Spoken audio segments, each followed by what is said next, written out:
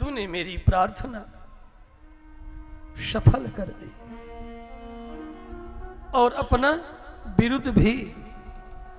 मैं यही चाहता था कि मेरे अंतिम समय में वासुदेव तेरा दर्शन हो।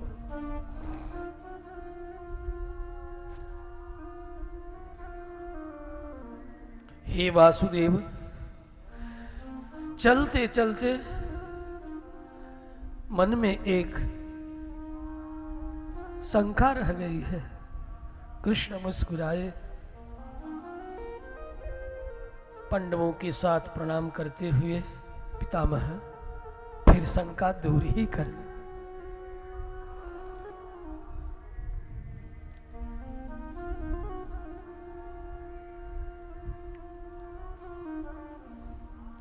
हे वासुदेव, हे नारायण, हे भगवान, हे परम पुरुष,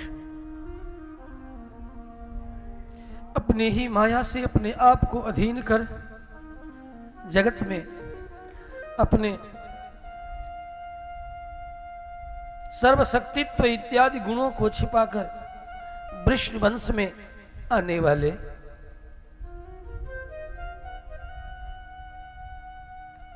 हे वासुदेव, मैं तुम्हें जानता हूं।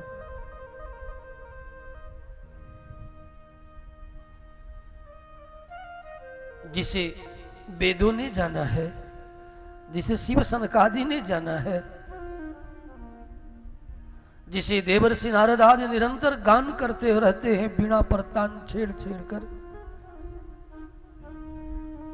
वही आज मेरी आंखों के सामने प्रकट है।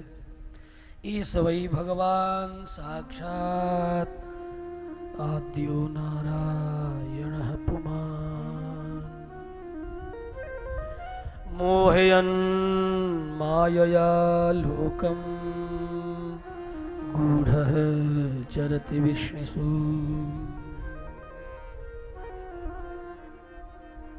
हे कृष्ण,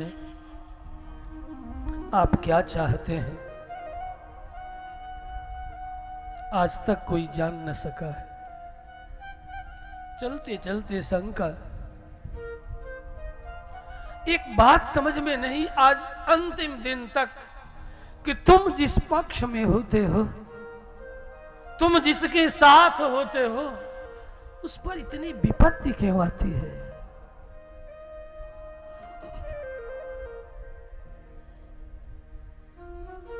जिसके लिए तूने क्या क्या नहीं किया। यमन्य से जिन पांडवों ने तुझे अपने मामा का बेटा माना, जिसके लिए तू स्वतः सारथ्य सुत का कार्य किया। अकरो सचिवम दूतम सौहृदादत सारथिम, जिनके इतने अपने, तुम तो अपने संकल्प मात्र से अपनों का दुख क्षण मात्र में दूर कर सकते हो, फिर भी इन पर विपत्ति पर विपत्ति, विपत्ति पर विपत्ति टूटती रही, पड़ती रही, और तुम सबके हृदय और बाहर भी सब देखते रहे। हे सर्वात्मन,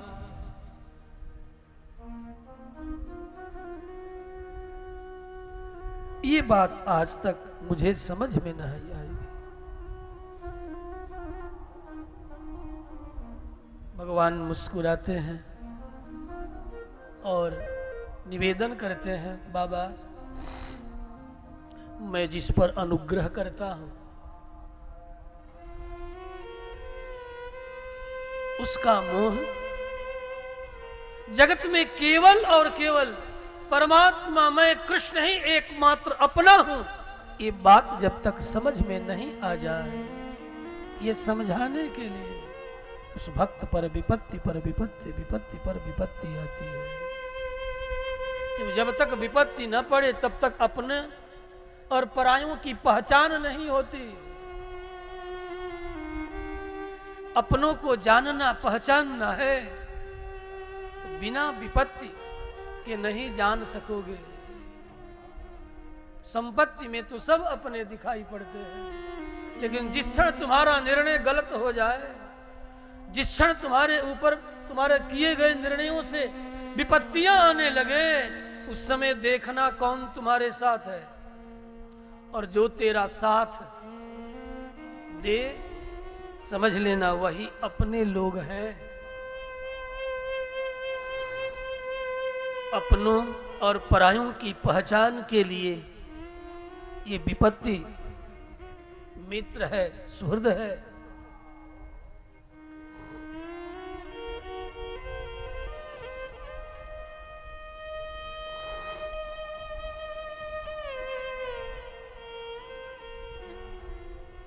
द्रौपदी के भी मन में एक प्रश्न जगा है तब जब कृष्ण ने कहा, पितामह भैया युधिष्ठिर आज नरेश हैं, चलते चलते आप इन्हें उपदेश कर जाए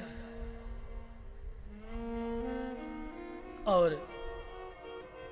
ये भी कह जाए कि समस्त धर्मों में सर्वश्रेष्ठ धर्म क्या है। यो धर्म सर्वधर्माणाम भवतः परमो मतः किंजपन मुच्यते जोगी जन्म संसार बंधनात्। कौन सा ऐसा धर्म है जिसे जान करके समझ करके व्यक्ति सहज ही संसार सागर से तर जाए, पार उतर जाए। लेकिन इन्हें यह भी उपदेश कर जाए राजधर्म क्या है, दान धर्म क्या है, मोक्ष धर्म क्या है, स्त्री धर्म, भगवत धर्म, सब थोड़े में समासव्यास योगतः। धर्म क्या है, अर्थ क्या है, काम क्या है, मोक्ष क्या है, और इसे प्राप्त करने का उपाय क्या है, थोड़े में यह भी भैया युधिष्ठिर को समझा देते, बड़ी कृपा होती। नानाख्यानेतिहासेषु वर्णयामास तत्त्ववित्। पितामह भीष्म धीरे धीरे एक एक करके थोड़े समास रीति से समझाया है। राजधर्म, प्रजा को औरस पुत्र के समान पालन करना, ये राजा का परम धर्म है।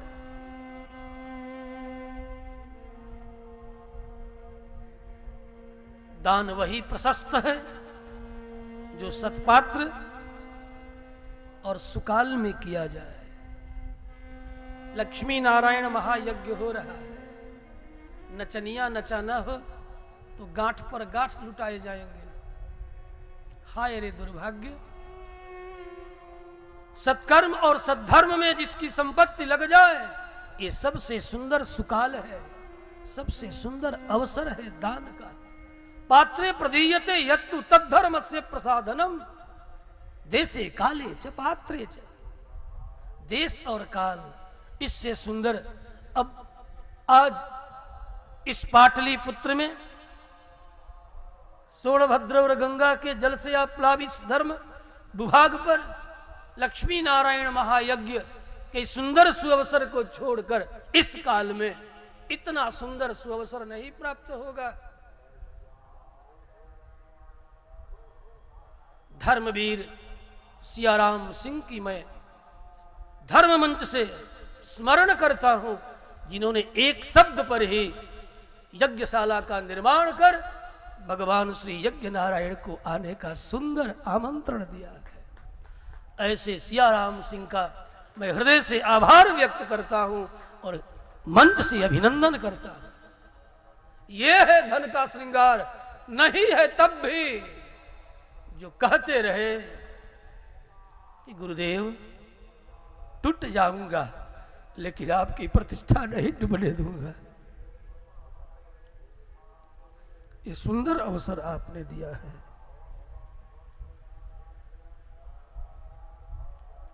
दुनिया में कौन दूध का धुला है? कोई एक दिखा दे जो दूध का धुला हो, जिसमें दो गुण ही गुण संभव हो। ऐसा जगत में ये काजल की कोठरी है संसार, है? लागी है पे लागी है, लगना ही लगना है। यज्ञ नारायण भगवान के लिए सुंदर पुष्पक मंडप का निर्माण में जिनका धन लगा हो, जिनका तन लगा हो, क्यों वह व्यक्ति अभिनंदनीय नहीं है? अवश्य है। जब से आया हूं तब से लगातार मिथिलेश कुमार सिंह, जिसने चातुर्मास्य के लिए सबसे पहले आने से पूर्व ही अपने सद्धर्म का धन का सदुपयोग किया और व्रतानुष्ठान हेतु कुटी का निर्माण कराया। है? धनवान तो बहुत लोग हैं इस क्षेत्र में, इस ग्राम में, लेकिन वह तिनका तिनका भी धन्य हो गया। एक महात्मा भजन करेंगे, भगवत स्मरण करेंगे। ये धन का श्रृंगार है। जिन लोगों ने अपना काम छोड़ करके, ऐसे श्री वीरेंद्र सिंह जी, लगातार 4 माह में कोई ऐसा दिन नहीं होगा जिस दिन अपने तन से जावत शक्ति सामर्थ्य है तावत उन्होंने सेवा की है, दिन रात लगे हुए हैं। श्री अखिलेश सिंह जी, हमारा सुस्नेहिल पंकज, अपनी दुकान दौरी, दुकान, खेत खलिहान सब छोड़ के 4 महीना भूल गया। यह है धन का श्रृंगार। जीवन पड़ा है कमाने के लिए, लेकिन ये अवसर विष्णुपुर ग्राम वासियों को पुनः पुनः कब मिलेगा, पुनः कोई नहीं जानता। आज मिला है तो बहती गंगा में स्नान कर लो, अपने धन को श्रृंगार कर लो। दानम दुर्गति नाशनम। दुर्गति से मुक्त होना चाहते हो तो शतपात्र और सुंदर काल में, देशे काले च पात्रे च, देश भी सुंदर है और काल भी सुंदर है और पात्र भी सुंदर है। साक्षात यज्ञ नारायण भगवान तुम्हारे इस यज्ञशाला में समुपस्थित हुए हैं, वैदिक विप्रों के मंत्रों के द्वारा उपस्थित हुए हैं। उनकी सेवा के लिए धन, तन और मन को जो लोग लगाते हैं, वास्तव में बंधुओं उसी का जीवन धन्य है। कृष्ण मोहन सिंह जी जब से लगे हैं निरंतर। समिति के अध्यक्ष मनोज सिंह निरंतर 4 माह से जब से लगे हैं। ये तन की सार्थकता है। कहा कि मेरे पास स्वामी जी बहुत धन तो नहीं है, लेकिन जहां तक मेरा मन जा रहा है, जहां तक ठाकुर की कृपा से उन्होंने मुझे बुद्धि योग दिया है, अपनी बुद्धि योग का भरपूर उपयोग करूंगा। और आज यज्ञ का चतुर्थ जल यात्रा से दिवस गुजर रहा है शांति पूर्वक। लोग कहते हैं भीड़ नहीं है। मैं भीड़ के लिए यज्ञ थोड़े कर रहा हूं। आराधना अच्छी तरह हो रही है।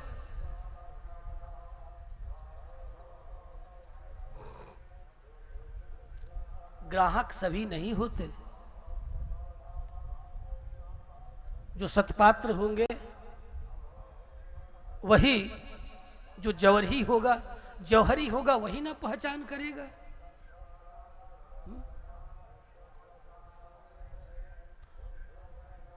कहने सुनने की परंपरा भी कोई भीड़ की नहीं। भले कहीं भीड़ लग गई हो, लगती भी है, लेकिन आप देखें संवादात्मक जो शैली है, प्रधान श्रोता सौनकादि, सुत जी वक्ता है, मैत्रेय वक्ता है, तो विदुर जी श्रोता है, गंगा के किनारे एकाकी श्रवण कर रहे हैं। श्रीमद् भागवत की परंपरा साक्षात भगवान नारायण भक्ता और सुनने वाला अकेला चतुर्मुख ब्रह्मा श्रवण कर रहा है, कोई साथ में नहीं। ब्रह्मा जब सुना रहे हैं तो देवर्षि नारद अकेले ही बीणा पर तान छेड़ रहे हैं और अपने पिता से श्रीमद् भागवत श्रवण कर रहे हैं। कहां भीड़ है?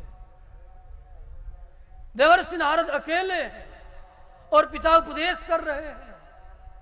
और देवर्षि नारद जब उपदेश कर रहे हैं इसलिए इसकी कामना नहीं, जो सत्पात्र होगा परमात्मा उसी के हृदय में प्रेरणा करेंगे। सन्मुख निस्तृत भगवत वचन श्री वचन का सुअवसर उन्हीं को प्राप्त होगा सुनने को, जिस पर भगवान की अहेतु की निर्हेतु की अकारण कृपा होगी। देवर्षि नारद अकेले प्रवचन कर रहे हैं और सुनने वाले अकेला बादरायण वेदव्यास है। यहां तो बहुत लोग हैं बाबा, बहुत लोग हैं।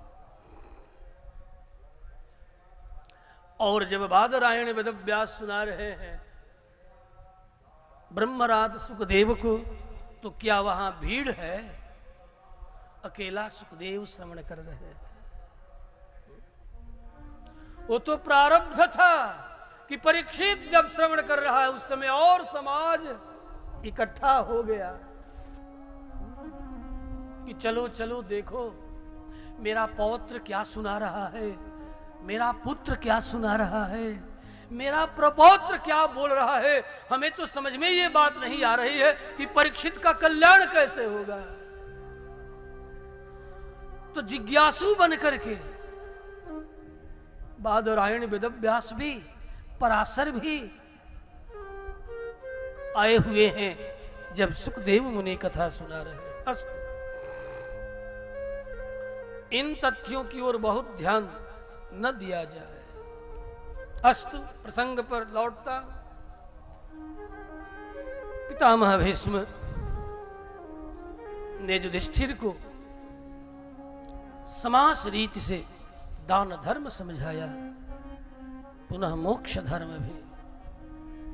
जो कुछ भी करो वत्स परमात्मा के चरणों में समर्पित कर दो। कर्मण्येवाधिकारस्ते, अधिकार के अनुसार अपना कर्म किए जा। मां फलेषु, फल की इच्छा मत रख। करोमि यद्यत् सकलम परस्मै, जो कुछ भी बन जाए ठाकुर के चरणों में समर्पित कर जा। और कालक्षेप के लिए, समय गुजारने के लिए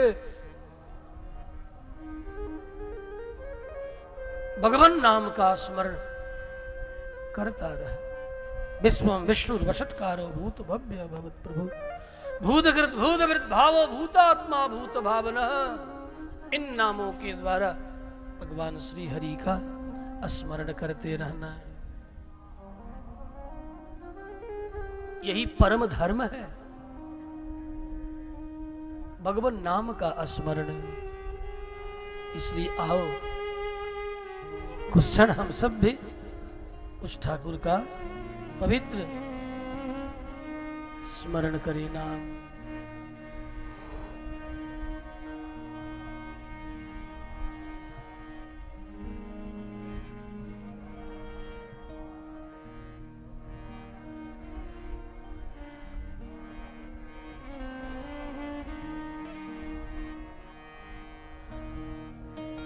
श्री राम जय राम,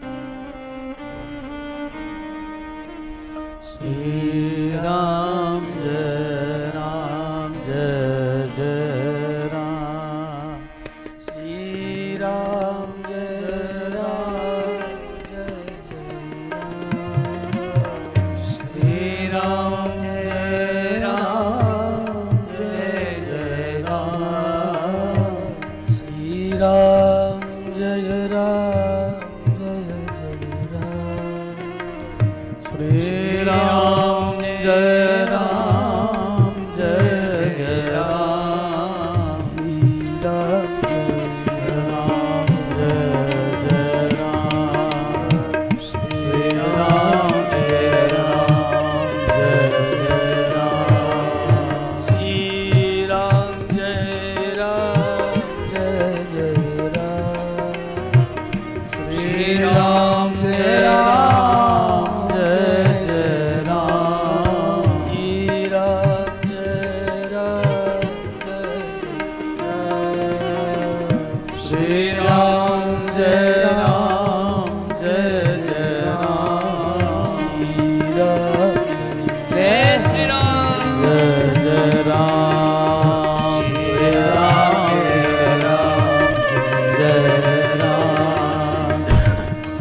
राम जय राम जय जय राम श्री राम जय राम जय जय राम श्री राम जय राम जय जय राम श्री राम जय राम जय जय राम श्री राम जय राम जय जय राम श्री राम जय राम जय जय राम श्री राम जय राम जय जय राम श्री राम जय राम जय जय राम श्री राम जय राम जय जय राम गाइए भाव से सभी श्री राम जय राम जय जय राम श्री राम जय राम जय जय राम श्री राम जय राम जय जय राम श्री राम जय राम जय जय राम श्री राम जय राम जय जय राम श्री राम जय राम श्री राम जय राम जय जय राम श्री राम जय राम जय जय राम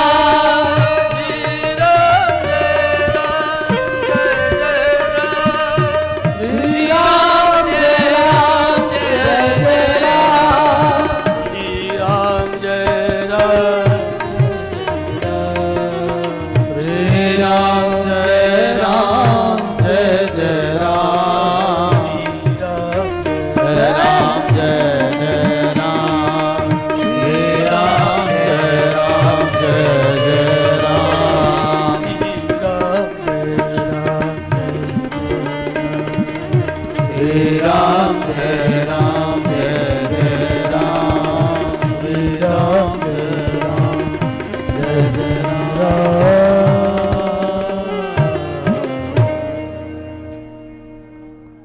भगवान नाम का उपदेश कर पितामह भीष्म मौन हुए हैं।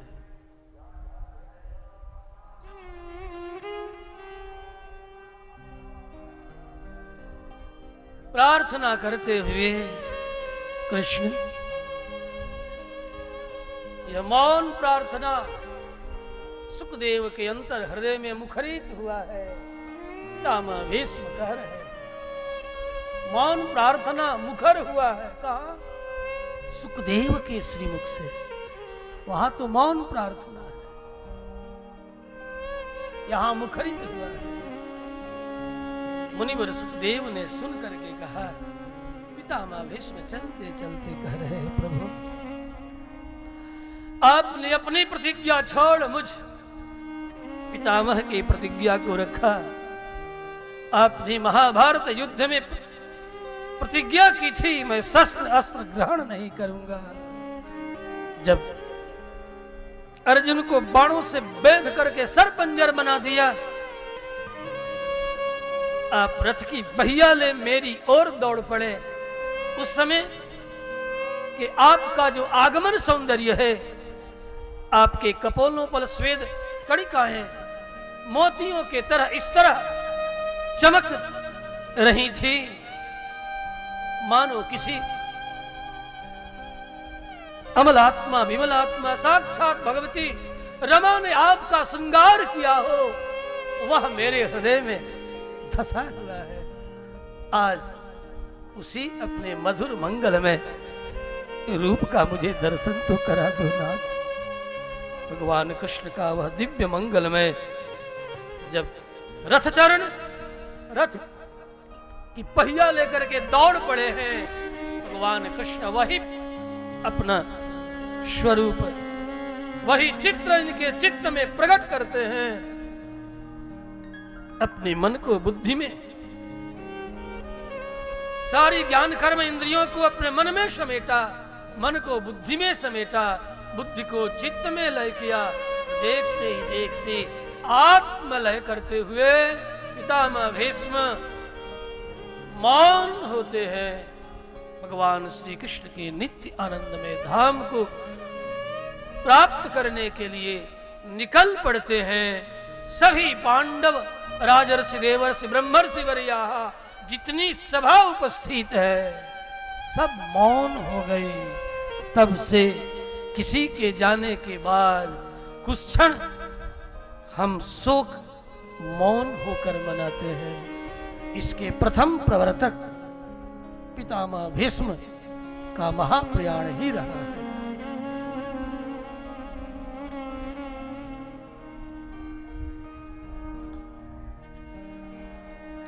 कृष्ण एवं भगवती मनोवादृष्टिवृत्तिभिः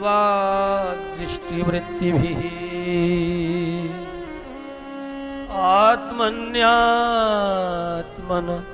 मावेश्य स्वन्तः श्वास उपारमत।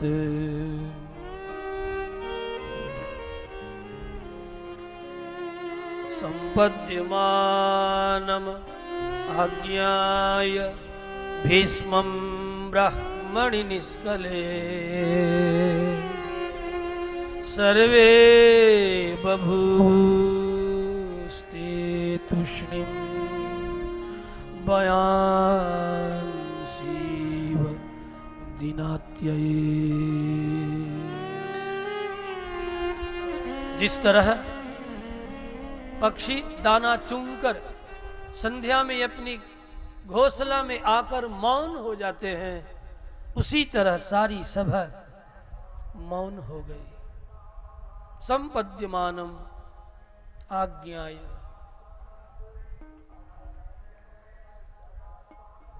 पितामह भीष्म संपद्यमान अर्थात अष्टगुणाष्टक संपन्न होते हैं।